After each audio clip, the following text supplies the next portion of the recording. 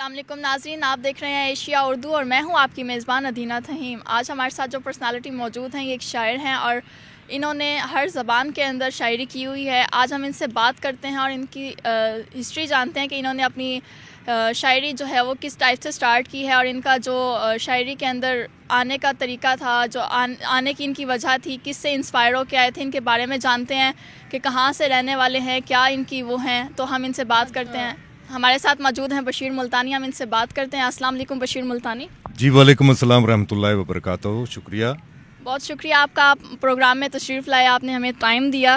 जी मेहरबानी है आपकी। आप हमें बताएंगे कि आपने अपने इस करियर में आने का आगाज़ कब किया और आपकी रिहाइश कहाँ से, आपकी इब्तदा कहाँ से हुई थी?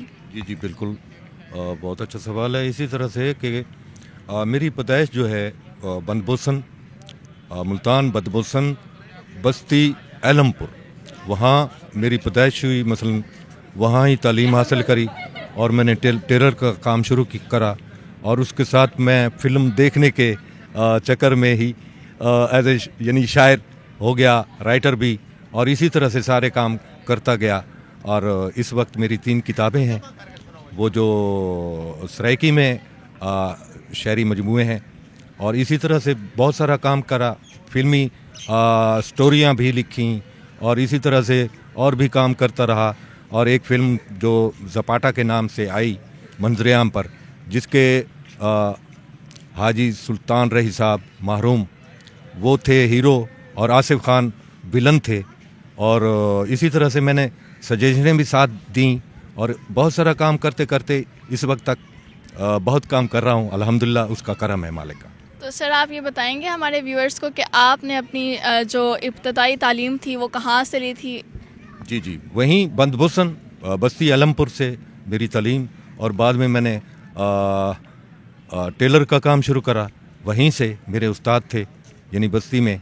वहाँ मैंने कुर्ता चादर इस तरह से वो जो जैसे देहात का, बल्कि मुल्तानी कल्चर भी आज है, वो यानी कलियों वाला कुर्ता, ये मैंने वहाँ से काम किया। और उसके बाद मैं मुल्तान आ गया।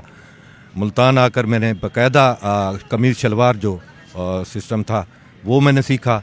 यानी लेडीज़ एंड जेंट्स दोनों कामों में मैं अल्हम्दुलिल्लाह अल्लाह ताला का करम हुआ, मैं सीख गया और मैं काम करता रहा। इसी सिलसिले में सऊदीया भी गया और टेलर के काम पे, और उसके बाद जो है ना बाकायदा शायरी का सिलसिला शुरू करा। कहानी भी लिखता रहा, एक्टिव भी करता रहा, और इसी तरह से ये सारा निज़ाम चलता है। तो सर आप मुझे ये बताएंगे कि आपने जो अपनी स्ट्रगल की है, इसके पीछे आपके फैमिली सपोर्ट था, आपके घर वाले इस चीज़ को एग्री करते थे, आपकी शेर व शायरी में आना, या आपके इस काम को उन्होंने सराहा या नहीं सराहा? ये बहुत प्यारा सवाल करा है। मैं बहुत इंटरव्यू दे चुका हूँ, लेकिन इस तरह से था कि मैं पागल जनूनी था शायरी के हवाले से। तो मैं अताउल्लाह ईसा खेलवी के पास भी मैं रहा हूँ तकरीबन कुछ अर्सा। तो वहाँ से जब वापस आया ना, तो फिर मैंने कहा कि यार कलम उठा, किसी के पीछे जाने की क्या ज़रूरत है। जब कुदरत ने अता करा है, बहुत सारा काम कर चुका था, तो फिर मैंने कलम उठाया और पहले मादरी ज़बान जो मेरी सराइकी है उसमें मैंने काम करा। और इसी तरह से लिखता गया और अल्लाह का करम है कि यानी ला तादाद मेरे गीत कैसरिकल शायर गुलकारों ने भी गाया। और उसके बाद जो है ना किसी की रिकॉर्डिंग करवाने गया तो सिंध में मीरपुर टीपी गोल्ड से वहाँ मेरा एक लड़का मिला मुझे सिंधी, तो वहाँ मैंने एक गाना उसके कहने पर दिया जो लाजवाल, उसकी तादाद ही नहीं है, कितने लोगों ने गा दिया। असा ढोल मनावना है भावे सिर दी बाजी लग जावे। ये मेरे लिए बहुत फ़ख्र है, उसकी ज़ात का करम है जी। तो सर हमारे व्यूअर्स को आप थोड़ा सा अपनी आवाज़ में अभी भी सुना दें तो अच्छा होगा। असा ढोल मनावना है, असा यार मनावना है, भावे सिर दी बाजी लग जावे, ओए भावे सिर दी बाजी लग जावे। हथ ते हथ रख बावण नहीं हुण, जिद तू बशीर लावण नहीं हुण, कुछ करके दिखावना है, भावे सिर दी बाजी लग जावे, भावे सिर दी बाजी लग जावे। बहुत शुक्रिया, बहुत अमेजिंग आपकी आवाज़ें सुन के बहुत अच्छा लगा है। सर आप मुझे ये बताएं कि अब आपने जो अपनी लाइफ में इतना स्ट्रगल किया है, इतना वो हुआ है आपके, तो अब आपके आगे आपने कोई एम्स रखे हुए हैं, अपनी आपने बुक्स इतनी राइट की हैं, उसके ऊपर आपने क्या सोचा हुआ है कि आपने अब वो बुक्स कब आपकी लॉन्च हुई हैं, सबके सामने पब्लिश हैं या नहीं है, तो इसके बारे में भी थोड़ा बताएं। एक किताब जो नई है उसकी ओपनिंग करवानी है, तेडियां मूंझा ना तू, ता उसको जो है ना मैं ओपनिंग करवा रहा हूँ इंशाल्लाह जल्दी। तो इसी तरह से गाने मेरे लाताद हैं, बहुत सारे लोगों ने गाया अल्हम्दुलिल्लाह। मैं मसलन इस तरह से ले लें, कमर इकबाल हमारे सरायकी के बहुत नामवर, जिसकी बात नूरजहां मैडम नूरजहां ने भी करी कि इतनी क्लासिकल इतनी गरारी की आवाज़ थी, और वो मेरे इतने करीबी थे ना जैसे भाई, और मेरी कंपोजिशन को भी वो इतना लाइक करते थे और मुझे सुनवाते थे अपनी कंपोजिशन, और मैं उनको सुनवाता था। तो ये बहुत अच्छा। और इसी तरह से रेडियो से जब अपना रिकॉर्डिंग कंप्यूटराइज हुई तो इरशाद अली ने मेरा गाना गाया, लब चोल जानिया कुछ बोल जानिया।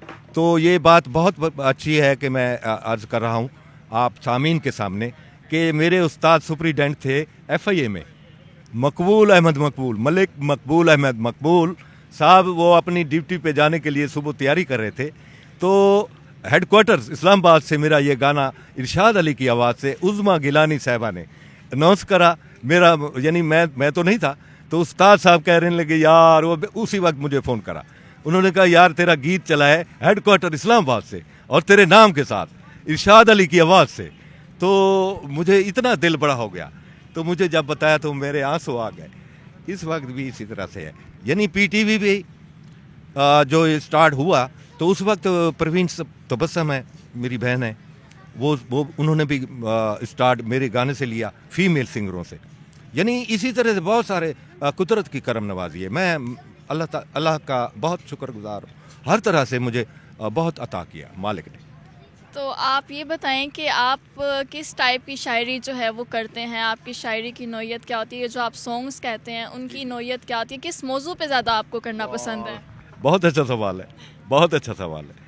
असल में ये हुआ है कि मैं शायरी जब से शुरू करी तो पता नहीं क्या ऐसा माहौल था कि मैं दुख पे ज़्यादा, गुलकारों ने भी सवाल करा कि भैया आप खुशी की बात नहीं करते, हालांकि मैं भी खुश था, कोई मसला नहीं था।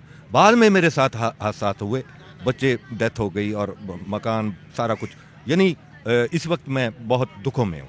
लेकिन मैं शुरू से ही ऐसे गीत में लिखता रहा कि जिसमें ऐसा मैसेज था कि दुख, यानी दुनिया को, हमारी सरायकी की आप दुनिया जानती है, मीठी ज़बान है, सारा सिस्टम है, कुदरत का करम है। हमारी मादरी ज़बान को यानी फिल्म लैंड की जितनी भी सिंगर हैं, नसीबो हो गई, हुमैरा चना हो गई, ये मजबूर हो गए लोग हमारी सरायकी के गीत गाने, और वो इतना हमें फ़ख्र है, मुझे फ़ख्र है कि हमारी सरायकी ज़बान को इन लोगों ने भी, इनकी मजबूरी बन गई और हिट सॉन्ग है जो उन्होंने गाए।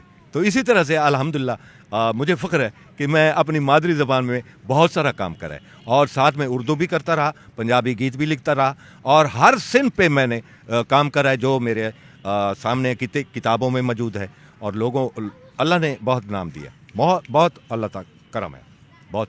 हाँ जी। तो जी सर आप ये बताएं कि अब आपने जो किया है इसमें सबसे फेवरेट आपका कोई ऐसा सॉन्ग या कोई ऐसी आपका गीत जो आपने बहुत ज़्यादा शौक़ से गाया और आपको बहुत वो पसंद हो, या किसी ख़ास के लिए आपने गाया हो, तो वो भी हमें बता दें।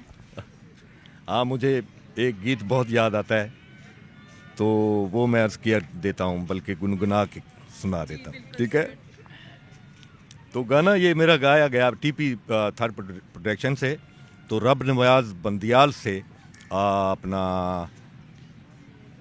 इधर ही, तो भरल छोड़े ढोला ओ तेरी जात कोई नहीं होला, तेरी छल्ला दे जा प्यार निशानी, तेरी यार बशीर दीवानी चला दे जा प्यार निशानी तेरी यार बशीर दीवानी होण ना बन एडा भोला ओए ओ तेरी जात तो कोई नहीं होला। तो बशीर साहब, ये आपने इतना प्यारा गाया तो है, लेकिन ये गाया किसके लिए था? ये रब निवाज बंदियाल थे कबीर वाला से, और पहली कैसेट करवाई। हालांकि गायक भी थे, तबला नवाज थे बहुत प्यारे, और उन्होंने ये पहली कैसेट करवाई। तो मुझे बताने लगे कि मेरे पड़ोस में कहीं मोहल्लेदार में कोई औरत आई तो उन्होंने रोने बैठ गई कि इतना प्यारा गीत गाया आपने, मेरे अंदर की तर्जमानी करी है।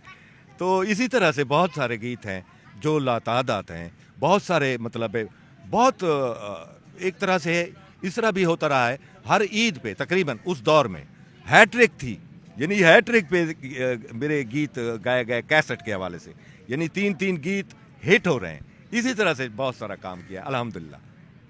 तो सर आप ये बताएं कि अब कोई ऐसा बिल्कुल फ्रेश आपका गीत हो जो अभी आपने गाया हो, लिखा हो, तो वो भी आप ज़रा हमें बता दें उसके बारे में। वो इस तरह से है, क्योंकि मैं कंपोज़र भी हूँ और सिंगर भी। मेरी बदनसीबी है कि मैंने अपनाया नहीं इस फन को। अगर मैं अपना लेता तो आज मेरे पास कुछ और बात होती। तो मैं जो नया गीत अब मैं देना चाह रहा हूँ, किसी सिंगर से बात चल रही है, तो वो उसके चंद बोल मैं सुनवा देता हूँ, और नाजरीन देखिएगा इंशाल्लाह वो पसंद करेंगे।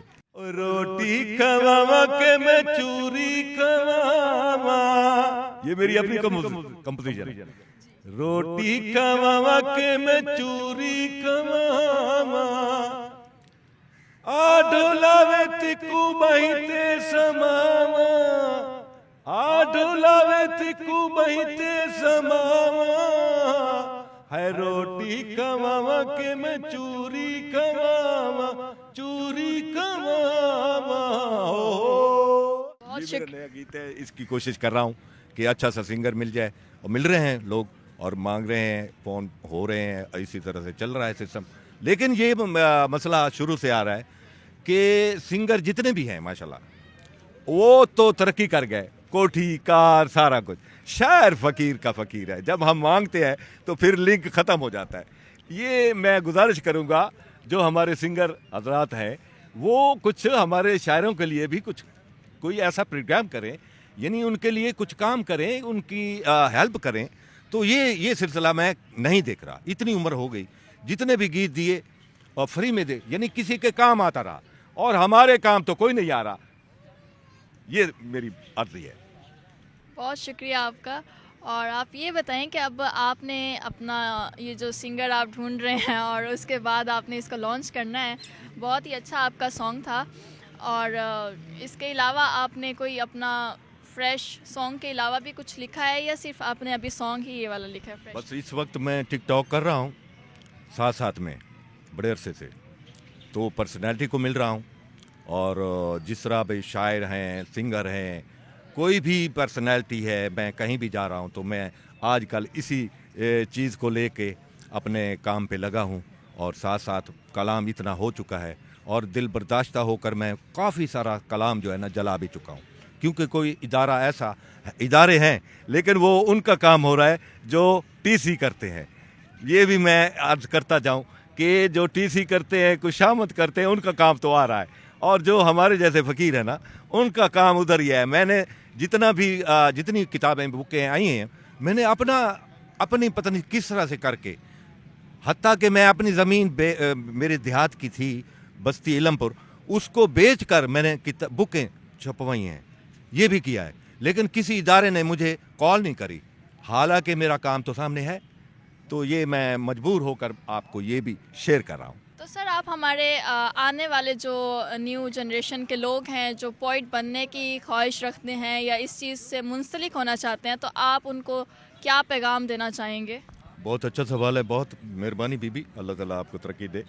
तो इस तरह से है कि मैं चाहूँगा कि जो मतलब है सिंगिंग के हवाले से या पोइट्री के हवाले से जो काम करना चाह रहे हैं या आना चाह रहे हैं, तो उनको दिल यानी लगन के साथ ही सारा सिस्टम है।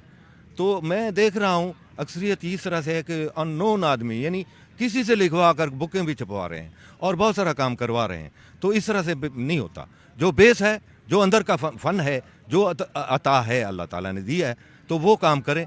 लेकिन ये बहुत सारे मसाइल हैं और सिंगर भी चंद दिनों किसी उस्ताद के पास बैठते हैं, काम सीखा नहीं सीखा तो वो गीत करवा कर सामने मीडिया में डाल देते हैं। उसमें सलाहियत ही नहीं होती, उसके सुर ही नहीं होते, उस तरह होता ही नहीं है। तो ये मेहनत करने के बाद है सारा सिस्टम। तो मैं यही गुजारिश करूँगा कि जो भी किसी भी फ़न में आना चाहते हैं तो उसमें मेहनत करेंगे, स्ट्रगल करेंगे तो बाद में उसका रिजल्ट मिलेगा। तो जी नाज़रीन, जैसे कि हम बात कर रहे थे बशीर मुल्तानी साहब से, बहुत मज़ा आ रहा था इनसे बात करते हुए, चिट चैट करते हुए। आपने भी देखा बहुत कुछ न्यू जनरेशन के लिए सीखने को भी आपको मिला है कि किस टाइप से आपको आना चाहिए इस फील्ड के अंदर। तो प्रोग्राम का इख्तिताम का टाइम होता है। मिलते हैं हम किसी नए प्रोग्राम में किसी नए गेस्ट के साथ। फ़िलहाल के लिए अपनी मेज़बान अदीना थीम को इजाज़त दें। अल्लाह हाफ़िज़।